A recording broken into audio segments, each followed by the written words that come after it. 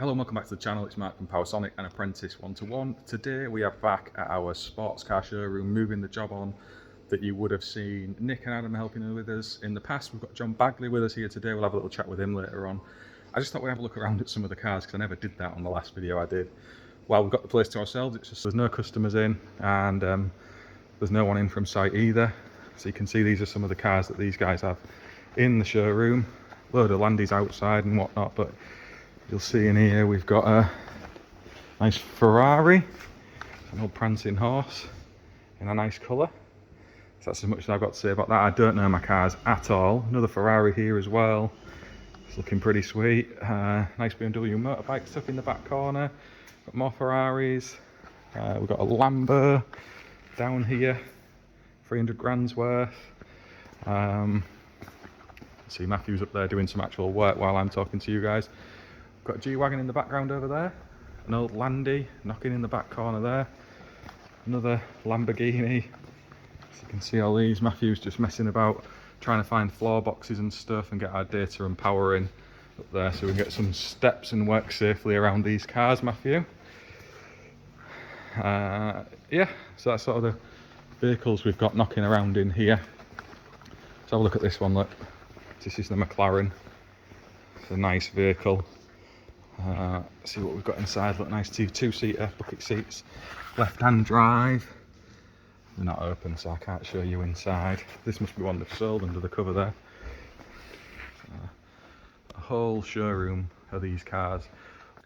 That's the vehicles. It is quite exciting. I'll get a few pictures of these as well and drop them on my socials while I've got the chance. We'll go up and have a look upstairs what Matthew's doing. We've got some floor boxes to cut in. They've had a shuffle around in the offices, so we've got a few of those to drop in. John's already changed the board upstairs in the little office up there, so we'll go and have a look at that. We have got an MCCB panel board and I'll show you that as well. Unfortunately we can't fit that today because same old wholesaler let down. So we'd ordered this for delivery to site, palletised delivery. It's not stuff they've got on the shelf at the wholesalers. We came 2 days in a row and it never showed. The day we did come and we was guaranteed the delivery, we got a phone call probably about 10:30 in the morning to say they weren't going to be delivering again because the courier had an issue. So we left site and we were kind of having to pin everything on the day that work was going ahead. Really, after that we'd lost our window of opportunity. And yeah, we've turned up, and as you can guarantee when that happens, not all the parts were on the pallet. But we'll go and have a look at that. I'll take you through the back there now. Nathan's out that way doing some bits and pieces. John's just nipped off to go and get a few parts. I don't know quite where he's going because it's a Sunday. Let's show you the pallet of gear. Another Ferrari out there. So we've got this 400 amp Eaton MCCB board. It's a big one, and the reason being we're probably going to have quite a few more EV chargers going on this job. There is a nice beefy supply into the unit, so we're upgrading the main panel board, upgrading the sub-mains, going out every so we've got a bit more capacity in the system as a whole. We can add a dedicated EV charging board at some point. They have got 3 single-phase posts out there and 1 3-phase charge point over on the valley area, but obviously, you know, that only goes so far. When they're starting to sell more of these high-end electric vehicles and have demo days and whatnot, they need to be able to charge them all up. So we can have a look at the little one. Look, I'm again know nothing about my cars, but I'm sure to the car buffs out there this is a big deal, I'm told. Looks sweet. Nathan's busy up on the distribution board upstairs, just getting the final bits of containment in. I'll show you that actually while he's on with it. So if you remember the stage we were at with this before, and Adam had cut in the little top section of Paxlane and slotted our entry here. We're just getting the trunk in, tied in with the existing trunk in. Remember I showed you before, so we're kind of bringing the two together.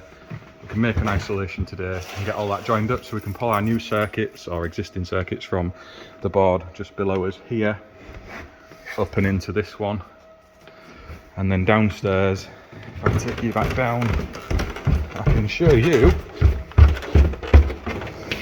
where the MCCB board is going to go. So at the minute we've got this Proteus board on here. Obviously it's full already. We've got other sub boards been taken off the other main board. Can't show you that because it's covered over. I ain't got the key for the door. So yeah, we're going to put that over here. So we've got a nice blank piece of wall. We do need to be mindful of these sockets here and whatnot. We're going to put our MCCB panel board in there. We'll have to rejig some of this, and yeah, that's going to be for another day now probably. Whilst it's Sunday, we can't get any materials to help sort this little problem out, but we have got loads of other work to be doing anyway. This was going to run on sort of over 3, maybe 4 weekends for us. We've only really got the Sunday. They're only closed on Sundays, and obviously we need the power off for a large bulk of that time while we're doing that work. So we're going to get on with floor boxes up in the offices. We'll zip upstairs now and have a look at that with Matthew.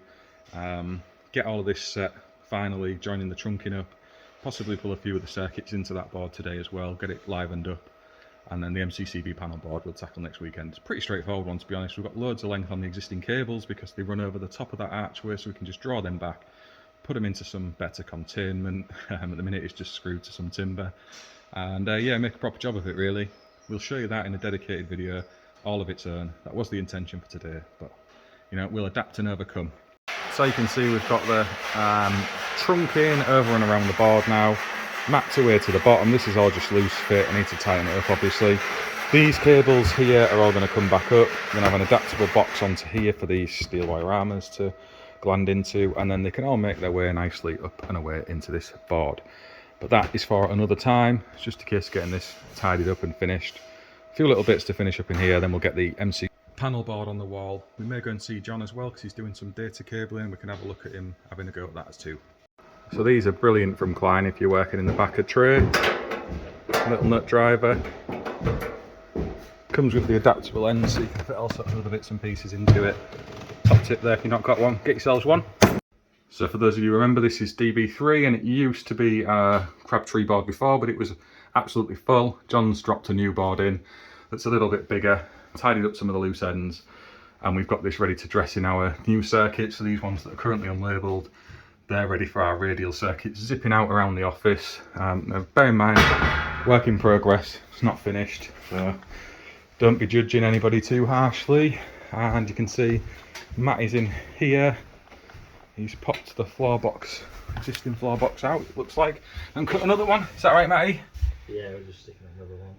So there was an existing floor box here. You can see it's all Copexed up for power and data, and just jigsawed out a new floor box ready to go in there, and we'll put that back good as new. And that is just prepping his box there. Is this moving an existing box or is it a brand new one altogether? Trying to get rid of some of the 4-way adapters, so just sticking a completely new one next to it. Okay, so we've got the carpet and stuff to trim it up with. Yep. Yep, so we can make a nice job of that. You can see we've had some emergency lights going on up here. You can see the little spots dotted around, so we've been in and looking after them with those as well. These office areas, I'm walking around like there's going to be somebody in, but I know it's totally empty. So these have all had a rejig, and again we've ended up with floor boxes in some weird places just because this used to all be like single offices, and now they've opened it out into this big work area so they can collaborate more easy. So we've got a socket up there, which is another thing that Nick and Adam did for us when they visited. So we're hoping Nick and Adam are going to come back actually and do the valet area in the future.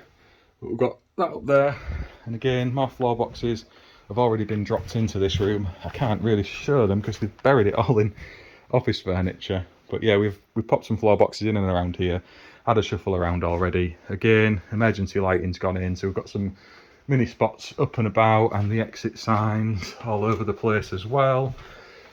Yeah, that's kind of it up here. So this used to be the manager's office, if you like, and they've knocked it all out into one big space. Let's pop some lights on and see what we're doing then. So yeah, we've basically run, if we look down this corridor, through that end door there leads back to where that Crabtree board was. So we've dropped down and run some 4mm radials along to the floor boxes in different configurations to obviously try and spread some of the loading out, and bearing in mind these are on RCBOs now, and we've got a lot of IT equipment with the natural leakage that comes with that. So we've had to do that. You can see the showroom out there. These are all the vehicles from a bird's eye view and out into the...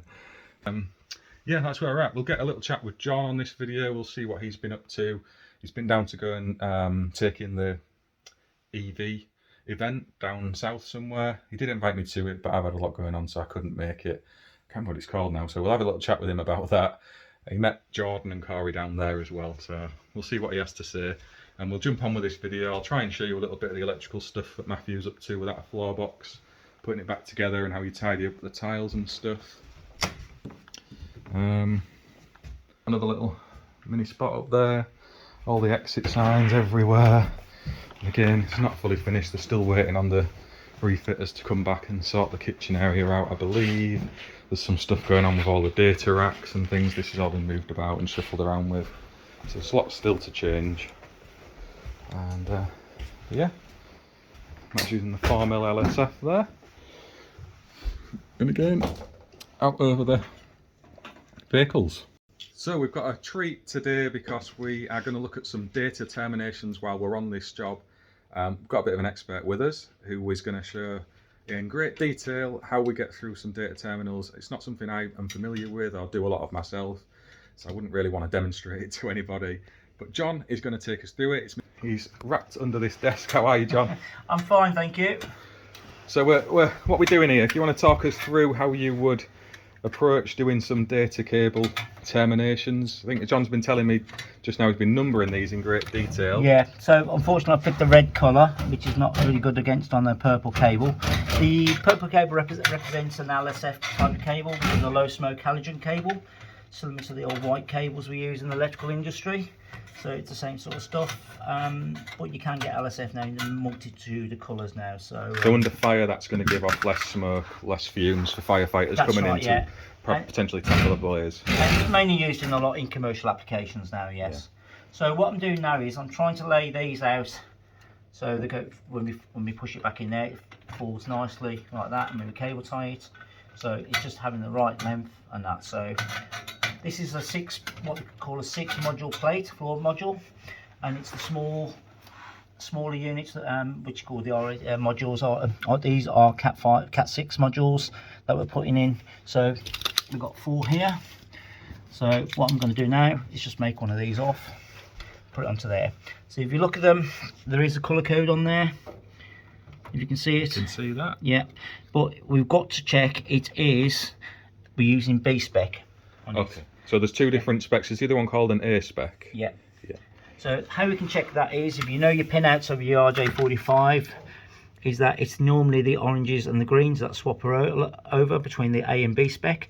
And if you've got pin 1 and pin 2 on oranges, that's the B spec. Okay. And we're using pins 6 and 3 on the green. So that is B spec. We know that's right, so we're good to go on that. Okay. It's just that it's not a problem. It's just that when we come to test them out, it will show reversal on continuity testing. So if you was to make a mistake and do A spec one end and B spec the other, take it all apart and then put it. Yeah, that's so it's worth double checking before everyone. So the more checking you do at this stage, the less mistakes you have, the less time you're messing around putting them right and stuff like that. So we've prepped the cable. I've marked it up there, so that I will be marking these after. Once we test out, we will mark these up further to prove it is. The thing is now, I'll start marking them now, and we've got 2 rung on the panel. It's the other way around. I've got to demark them and then mark them up again. Yeah. Right.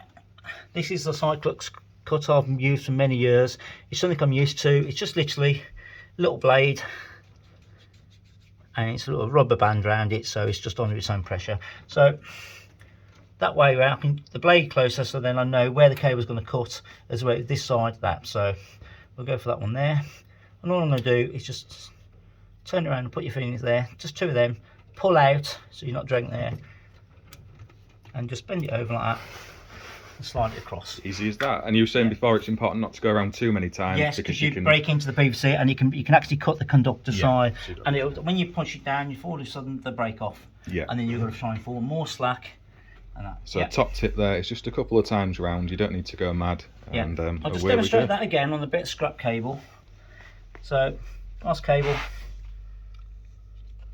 no weight on it. All I've done is put my finger around it like that. I'm not pushing. Don't push in because the blade will go deeper. Just twice round. The sharper one, this is blunt, so obviously I have to give it twice. Normally the sharper ones, the nice ones, just once round, and then just you can hear the cable click. And there it is. And pull it apart. But if you do go too deep, it will go into the cable if you see copper or the conductor, start again. start again, because you probably broke it. And the problem is with solid core cables is a bit like anything. Once you score it, you do that, they pretty much break off. Yeah. So top tip, be careful at that stage. Similar to your SWAs, so you just score it, you break it, it's the same thing. Yeah. So what I'm going to do now, I'm going to dress the cable. So we've got the inner diverter, well, insulator. Yeah, which just basically it's a nylon cord that it's in a square shape that sort of pushes the cables apart from each other and keeps them tidy. With the difference between CAT5 and CAT6, CAT5 doesn't have this. Some do. Some CAT5s do have this. So it's just a cable divider. And I'll just cut the cord off. That cord there is your nylon cord, which I'll demonstrate here. Your nylon cord is pretty much for stripping your cable. Oh, handy. Yeah, so there's another way of doing it. The problem is when you do that, you haven't got a clean finish, you see? Yeah. And you end up doing that, and you've still got an untidy cable. Yeah, but it's okay, but you just got to be careful you don't break in there. So that's what the nylon cord's for. So now we've got nice little four pairs now. This is what we call 4 pairs, blue, orange, green, brown. That's the colour sequence. Yeah. And each one of these, as you know, when you might have seen when they're made off on an RJ45, they all have to go into specific order when you make the crimps off. But with a module, it's more laid out. As you can see there, the blues, greens, browns, oranges. So I tend to, you can start that way where the cable is, put the bud to there, and you always put the closest to there first. So I'm just going to unwind it. I'm holding the cable there. Try and keep the winds on as long as possible because it does affect the data and the way it is during crosstalk and stuff like that. So I'm just using my finger to push it in. What I tend to do, I tend to sort of like put one in first. I'm holding it flat and pushing straight. When you hear that double click, so once I've pushed it in, I'll do it again. So like now, I haven't got to worry about holding it. I can just form it now, push it in there, because that'll fall back into there. There's the cable tie. So my next one there is brown. So I'm just going to move that up there, hold that down there. Looking where the brown is, so we want the dark colour and the white colour in front. So the darker the brown, the mate, goes to the back. Pull it down, hold it, pull it down so it's slotted. I'm going to hold it now again, so that you hear a double click. There's one, there's two. So the first one is when it inserts it, and the other one is when, if you look there, as you push it in, it cuts it at the same time. Yeah. Let me do the green. So you're holding the end there to unwind it a bit in the middle. That's it, yeah. I'm trying to keep, most people... I always unstrip the whole thing and yeah, end up no, it's not a good practice. Back. You can do that. Yeah, that's what I do. And you can do that, strain it, but it also pulls the cable tighters together. Yeah. So what I'm doing is naturally keeping the cable structure. Now you can do that way. Everybody has a different way. No, I like your way. That's a good way. It keeps it all together and nice way to get it in. And again, or a flat surface if you want to do that. So I'll demonstrate that again. So all I do is I just unwind a bit. I'm still. So John's going to pick back up. We just have to go and sort a little something out. Yeah. So just doing the last one. So as I say, all I've done is I've just widen up, just hold it there, just unwind it backwards a bit. Put my finger in between it. Everybody's got the different way. I'm just holding it there. So basically what I'm doing is I'm keeping the twisted cable right up to the point. As you can see, twist the cable there, right up to the point. So I'm just going to hold that now. Yeah. So then I'm going to make that off. That is a little bit longer than I normally would. So that's just nice there. So let's just put the cable tie around. Always cable tie around the sheathing because it's what holds the cable and supports it. That takes the strain off the connector. The strain, because basically what happens is as well, when you've got the socket sitting in the socket or the floor plate and somebody pulls something, moves something, and the lead clips in there and it pulls that and it ends up pulling it out like that. Yeah. So that's why we always cable tie on there. So that's why it's cable tied. So when it does pull it, it doesn't pull all the pairs off. Okay. It protects the cable. And there was a few other tips John just gave me to do with the outer insulation on these. With structural cabling, CAT5, CAT6, CAT6A, it's pretty much all the same. There's a bend radius. We used to go bend radius of 6 normally, and that's normally the maximum pretty much bend we normally allow, really. So yeah, you might see some stuff like that. You'll get away with that something trunking, but you should never really overload more than 50% maximum trunking. Yeah. Now, if you start seeing stuff like that, you can see there it stretches the plastic. It damages the layer of the cables, squashing them together, and it can also distort the signal. you know, and that. And the other thing is, what happens is sometimes you'll see stuff like that where cables have been pulled through the ceiling or pulled. If you get that, that's been stretched. So that's no good, because as well as stretching the outer insulation, there's a good chance it's stretched the inner cores as well. Yeah, so if I open that up, you can see there, the start of the cores coming through there. That's where the cores are going round. So that them little bubbles there are the cores.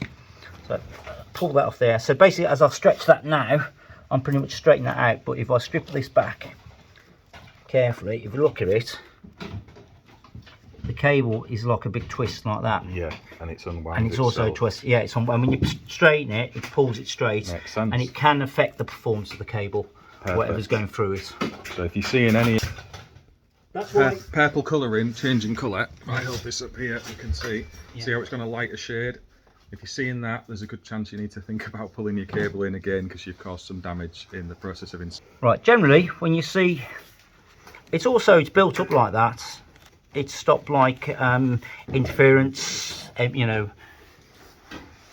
And normally when you see you get cables bunched like that, we normally use, we can use a cable tie around it, and you still leave it so you can get a cable tie, get a cable underneath it to hold it, not tight, not squashing it. Or generally with these cables you use Velcro. Velcro ties. So it's loose fit, holding it in place, so there's always room to potentially draw something else through, but mainly so you're not squashing the cores. That's it, it's just to hold the cables like that, So that could be a tray, wall, clip, trunking, you know, whatever. Perfect. Yeah. So John's just run us through that. We're going to put this all back together now, and we'll show you what it looks like when it's finished. In the floor itself, we've got the fancy under there. Power's off. Before anyone gets upset about that, we're doing some electrical work alongside the data. Once we've got it in the hole, I'll jump back on and we'll show you how it's turned out. Okay, so we've got the MCCB panel board on now. You can see we've got our sub-main circuits onto the spine board. These have little screws that you need to put in to fix it into the spine board itself. Obviously there's quite a bit of weight on the MCCBs, and you don't want those affecting the terminations. You'll note that these are a lot bigger lugs than you'd find in your typical three-phase boards, and again much bigger torque values on these, so you need to make sure you're reading the instructions and doing them up to the right values. Yeah, we're kind of at that stage. Just to show you the main switch, and this is one of the bits we're missing actually. It is in here. So if I hold it up, you can get an idea of the scale to the main switch compared to the MCCBs themselves. So it's quite a bit bigger, but we are missing a few bits and pieces out of the kit that the wholesaler didn't supply to us, so we can't get that in today, but at least we're on the way now. A few more fixings on this. They come with 4 holes through to get it fixed to the wall, but I'm going to bash another few in here and there just to make sure we've got that soundly fixed to the surface. And yeah, we'll jump on with the job. You can see we've got the MCCB panel board on now. The front cover's all on. Obviously none of this is energised yet. We've still got to bring the cables over to here at the next stage of the work, but we're all up, we're ready to go. We can get this looped in and start pulling some of the sub boards back to this point, tidy it all up with some nice containment. You've seen what we've done upstairs as well. Yeah, it's been an eventful Sunday, and you can see we've got a bit mucky in the whole workshop. I'll give you a quick whiz round and then we'll close this one up. So a massive thank you again to Mr. Bagley, who has had us in on this job with him again today. I'll link to his Instagram in the description of this video. He's been here doing some data and assisting with the power move-overs within the offices. We're now ready with the MCCB panel board on the wall to start taking this to the next phase and get the sub-mains divided up in a way that makes sense, because for those of you who watched the earlier videos, you'll see selectivity was a bit of an issue on this one. And they were just kind of exceeding the capacity of the boards they had in place. So it makes a lot of sense to do this now, bearing in mind in the future there's going to be quite a substantial amount more of electric vehicle charge points going in here, and we have now got ample capacity to make that, you know, a relatively easy task. If you have enjoyed the video, please give it a thumbs up. Get involved in the comments as always. If you want to treat me to one of these lovely vehicles behind me here, please feel free. Redline Sports Cars. Go and check the website out, put the deposit down, and final payment when you can, and I'll happily collect it at that stage. But yeah, otherwise, catch you on the next one.